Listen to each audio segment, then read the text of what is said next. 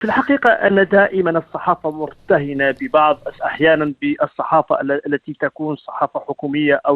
أو الصحافة حرة، ولكن عموما هي متضامنة مع القضية الإنسانية الأولى في العالم. الصحافة الدولية بشكل أو بآخر لا زالت تنشد سلاما بأرض اغتصبت منذ فترة طويلة، وكذلك تنشد سلاما لآخر مستعمرة في التاريخ الاستعماري الليبرالي المتوحش جدا الذي لا يحترم حقوق الإنسان. رأينا بعض البيانات وأولها بيان النقابة المصرية التي تزن كثيرا صراحة في العالم العربي، ورأينا بعض النقابات والصحفيين الأحرار في العالم الذين يطالبون بنهاية هذا الصراع وإعطاء الحق للشعب الفلسطيني الذي عانى كثيرا، وخاصة غزة المحرومة من أبسط مقومات الحياة في السنوات الأخيرة، بعد أن نسيت القضية الفلسطينية بشكل أو بآخر، وبعد أن نسي الناس هناك وحرموا من المرافق الأساسية للحياة، وهي مطالب في النهاية شعبية أمام مجازر ضد الإنسانية وضد حقوق الإنسان. لذلك لا يمكن أن نضبط رأيا واحد للصحافة الدولية بقدر ما نضبط آراء حرة وأفكار حرة وعين على المكان وشاهد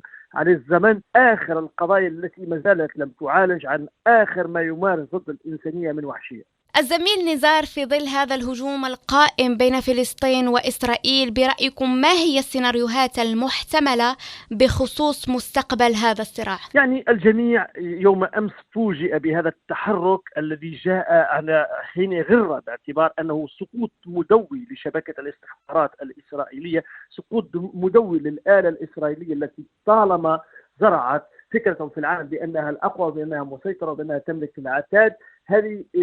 الذي وقع يوم أمس هو صفحة جديدة من صفحات تاريخ هذا الصراع، ولكن صفحة ليست ككل الصفحات، باعتبار أولا التنوع في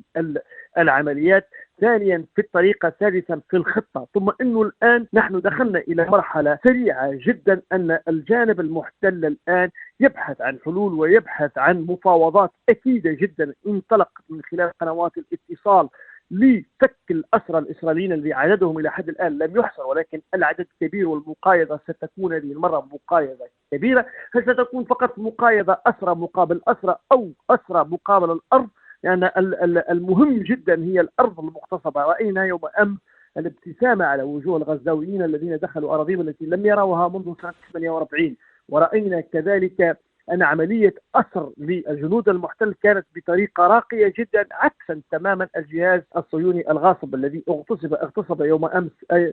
كل الحقوق من خلال عمليات الأسر وعمليات الضرب المبرح الذي قامت بها ضد مواطنين أبرياء. ولكن إسرائيل المترهلة، إسرائيل المتعبة المرهقة بداخل إسرائيل، الآن هناك ارتداد لهذه العملية. الآن نرى ثلاث سيناريوهات: هناك سيناريو في الداخل الإسرائيلي المتساقط، وهناك السيناريو في الداخل العربي الذي ما زال لم يجد الطريق والحل لمساعدة الفلسطينيين، وهناك ارتداد دولي لأن هناك أكثر من لاعب دولي الآن على الخط. اليوم انطلقت مواجهات مع لبنان، وكذلك مواجهة أيضا مع إيران مباشرة وغير مباشرة، كذلك اللاعب الروسي من خلال تصريح وزير الخارجية الروسية ليلة البارحة التي قالت لا بد من حل يضمن دولة وكرامة للفلسطينيين، وهو تغير نوعي في الخطاب الروسي صراحة. وجميعنا يعلم بأن الروس كانوا دائما ليس لهم موقف واضح في قضية فلسطينية. اليوم هناك أكثر من لاعب دولي. أعتقد بأن السيناريوهات كبيرة ستكون في الأيام المقبلة، ولكن الثمن سيكون مقابل عدد كبير من القتلى من الجهتين أولا، وسيكون هناك كثير من القمع وكثير من الهمجية، ولكن تلك قواعد الحرب التي نعيشها. ولكن أعتقد بأن الخطوة التي حركت الملف